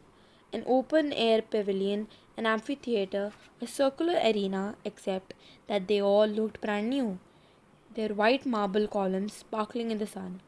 In a nearby sandpit, a dozen high school age kids in satires played volleyball. Canoe glided across a small lake. Kids in bright orange t-shirts like Grovers were chasing each other around a cluster of cabins nestled in the wood. Some shot targets at an archery range. Others rode horses down a wooden trail, and unless I was hallucinating, some of their horses had wings.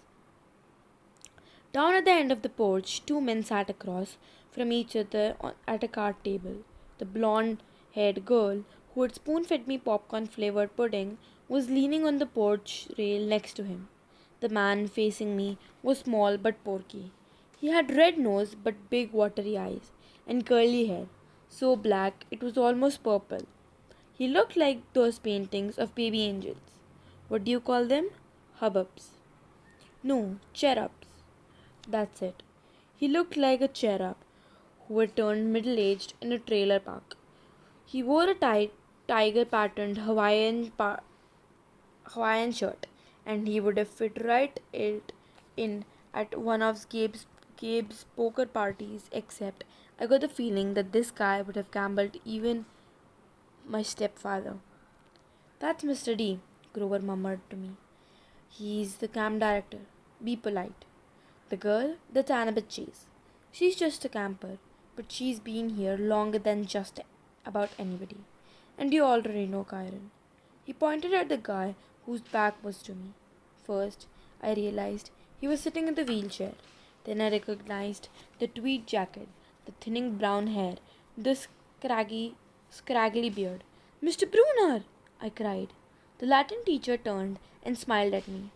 His eyes had the mischievous glint they sometimes got in the class when he pulled up pop quiz and made all the multiple choice answers be. Ah, good Percy, he said. Now we have 4 for Pinocchio. He offered me a chair to the right of Mr. D, who looked at me with bloodshot eyes and heaved a great sigh.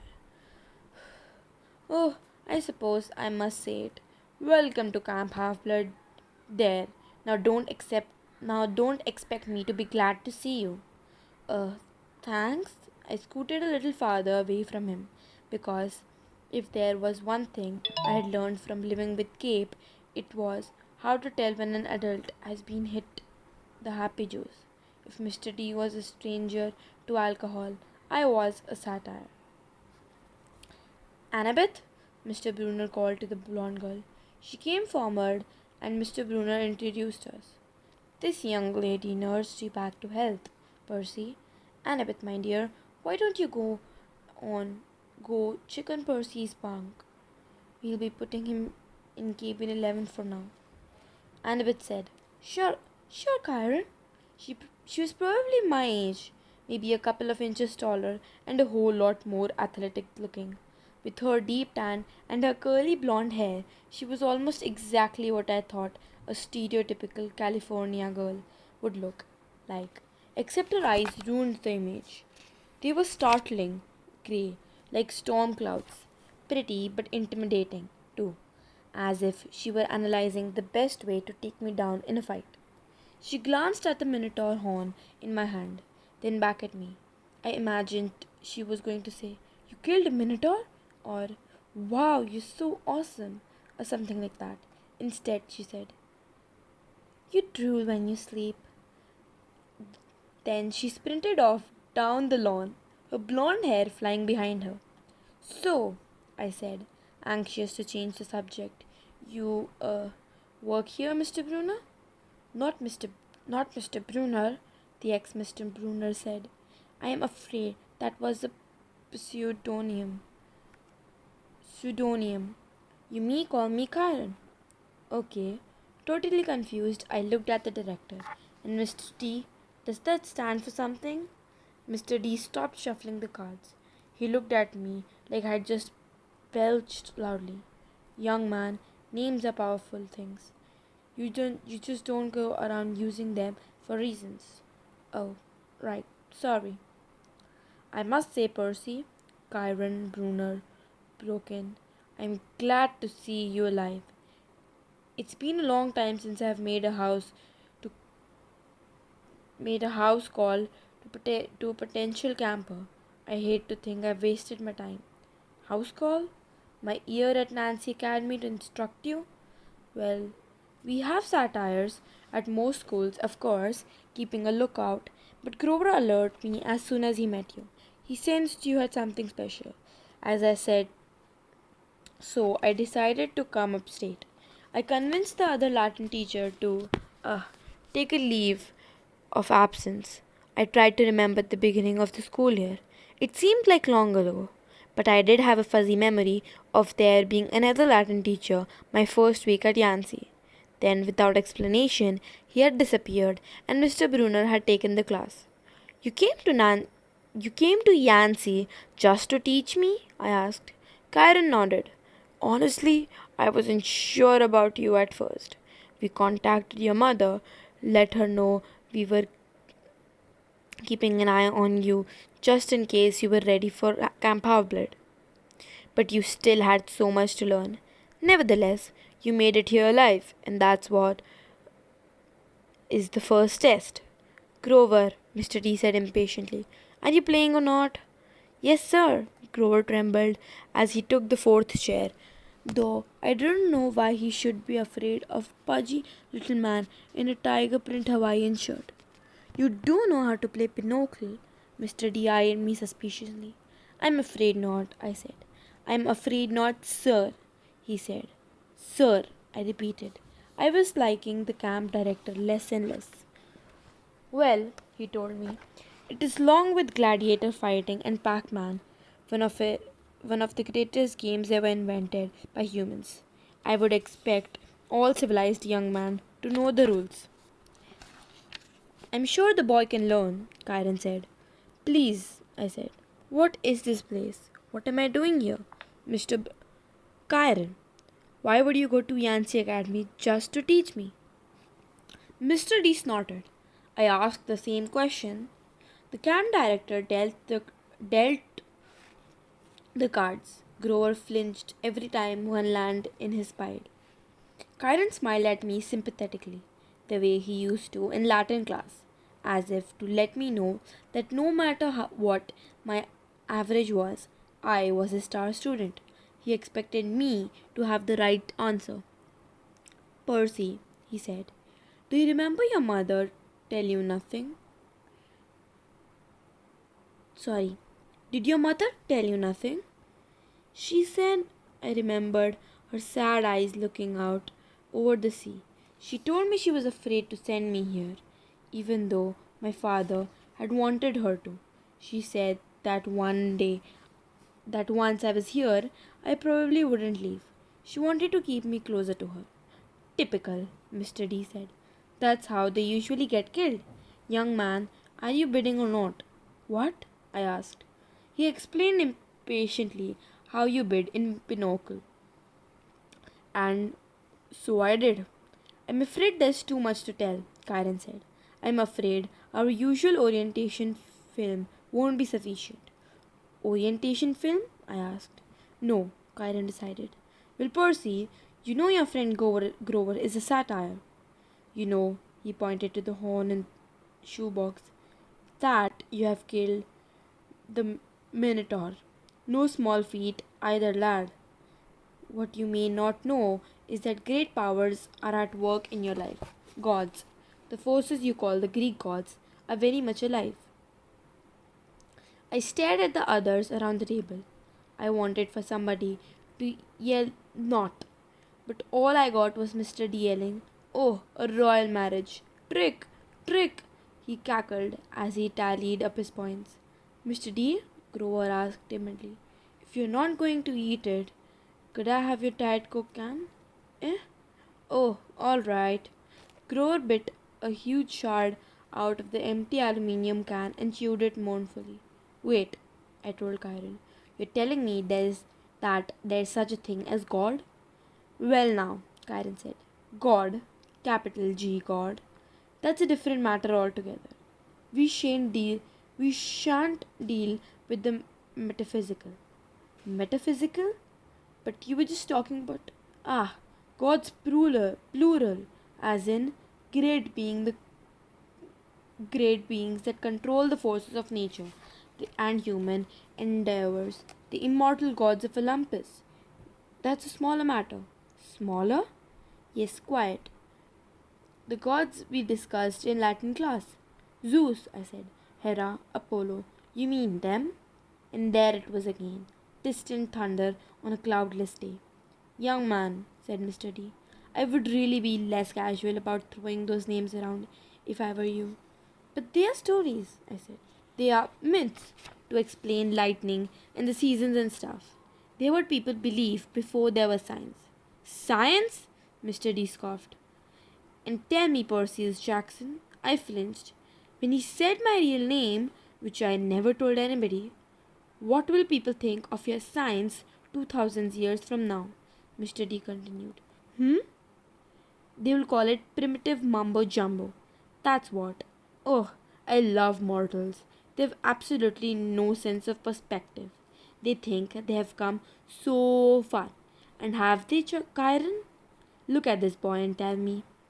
I wasn't liking Mr. D much, but there was something about the way he called me mortal, as if he wasn't. It was enough to put a lump in my throat to suggest why Grover was dutifully minding his cards, chewing the soda can, and keeping his mouth shut. Percy, Kyron said, you may choose to believe or not, but the fact is that immortal means immortal. Can you imagine that for a moment, never dying, never fainting, existed, just as you are for all time? I was about to answer off the top of my head that it sounded like a pretty good deal, but the tone of Kyron's voice made me hesitate. You mean whether people believed in you or not? I said. Exactly, Kyron agreed. If you were a god, how would you like being called a myth, an old story to explain lightning? What if I told you, Percy Jackson, that someday people would call you a myth just created to explain how little boys can get over losing their mothers? My heart pounded. He was trying to make me angry for some reason, but I wasn't going to let him. I said, I wouldn't like it, but I don't believe in gods. Oh, you'd better, Mr. D murmured, before one of them incinerates you. Grover said, but please, sir, he's just lost his mother. He's in shock. A lucky thing, too, Mr. D grumbled, playing a card. Bad enough I'm confined to this miserable job, working with boys who don't even believe. He waved his hand, and a goblet appeared on the table, as if the sunlight had bent momentarily and woven the air into glass. The goblet filled itself with red wine. My jaw dropped, but Kyron hardly looked up. Mr. D, he warned, your restrictions. Mr. D looked at the wine and feigned surprise. Dear me! He looked at sky and yelled, old habits, sorry. More thunder. Mr. D waved his hand, and the wine glass changed into a fresh can of Diet Coke. He said unhappily. He sighed unhappily, popped the top of the soda, and went back to his card game.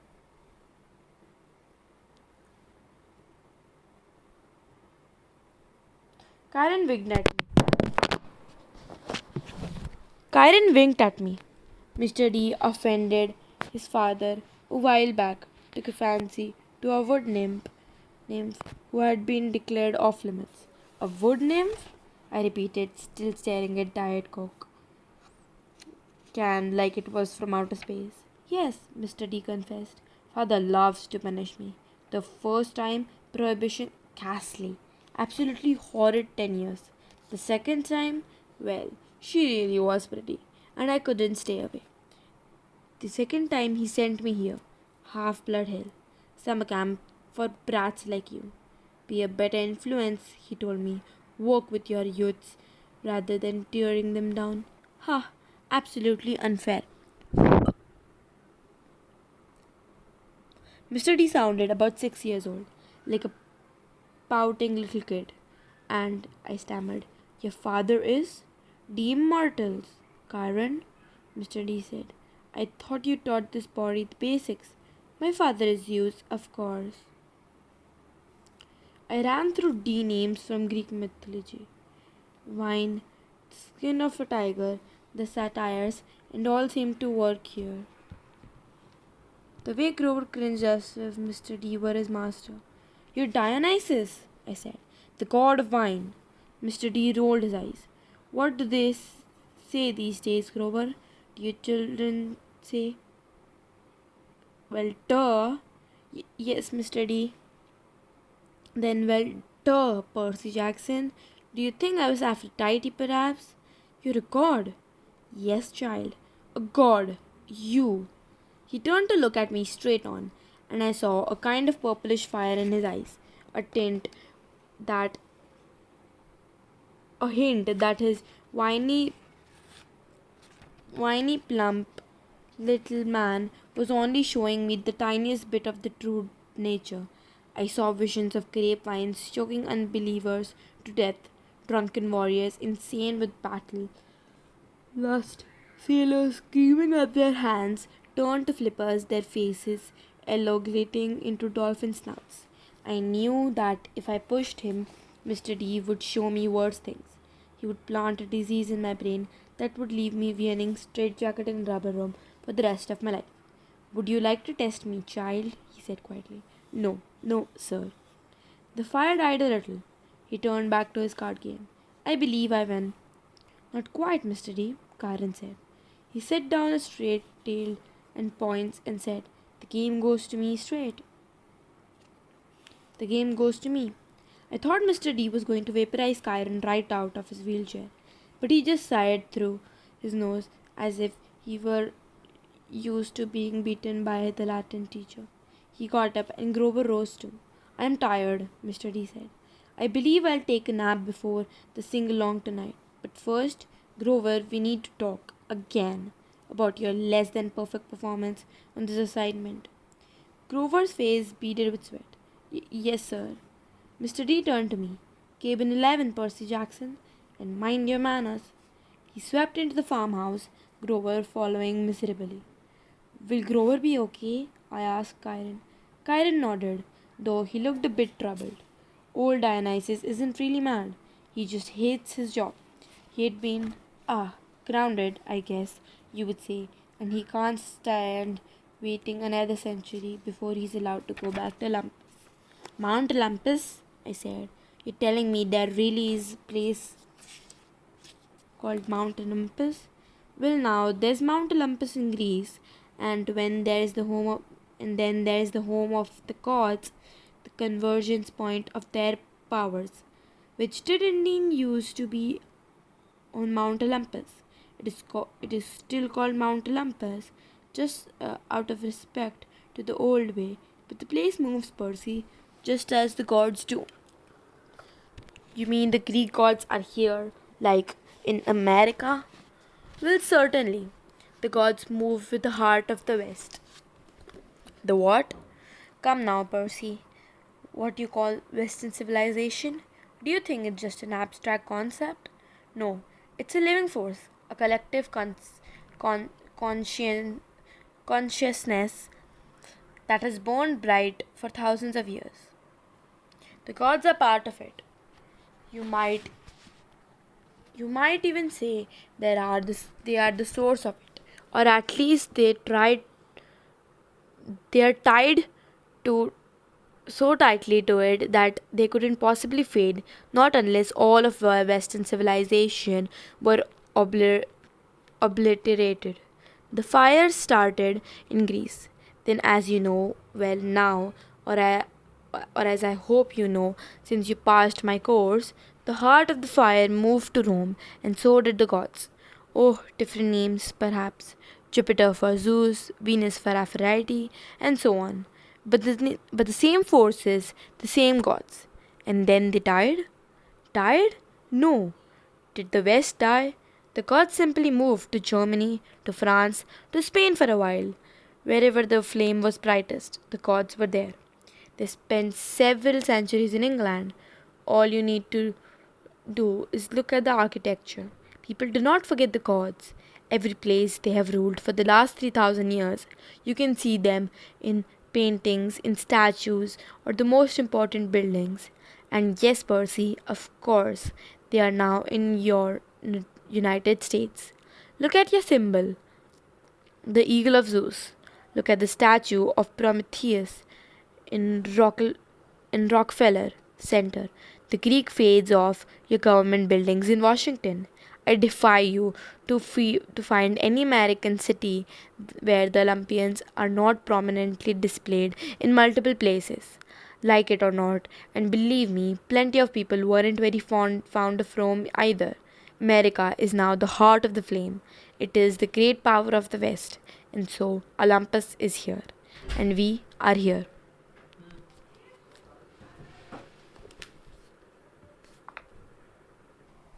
It was all too much, especially the fact that I seemed to be included in Kyron's we, as if I were the part of some club. Who are you, Kyron? Who am I? Kyron smiled. He shifted his weight as if he were going to get up out of his wheelchair, but I knew that was impossible. He was paralyzed from the waist down. Who are you? He mused. Well, that's the question we all want to answer. We all want answered, isn't it? But for now, we should get you a bunk in cabin 11. There will be new friends to meet and plenty of time for lessons tomorrow. Besides, there will be s'mores at campfire tonight, and I simply adored chocolate. And then he did rise from his wheelchair, but there was something odd about the way he did it. His blanket fell away from his leg, but the legs didn't move. His waist kept getting longer, rising above his belt. At first I thought he was wearing a very long white velvet underwear, but as he kept rising out of the chair, taller than any man, I realized that the velvet underwear wasn't underwear. It was the front of an animal, muscle, and sinew under coarse white fur. And the wheelchair wasn't a chair. It was some kind of an container, an enormous box on wheels. And must have been magic, because there's no way it could have held all of him. I A leg came out, long and knobby-kneed, with a huge polished hoof. Then another front leg, then hindquarters, and then the box was empty. Nothing but a metal shell with a couple of fake human legs attached. I stared at the horse who had been sprung from the wheelchair, a huge white stallion, but where its neck should have been was the upper body of my Latin teacher, smoothly grafted to the horse's trunk. What a relief, the centaur said. I'd been cooped up in there for so long, my fetlocks had fallen asleep. Now come, Percy Jackson, let's meet the other campers.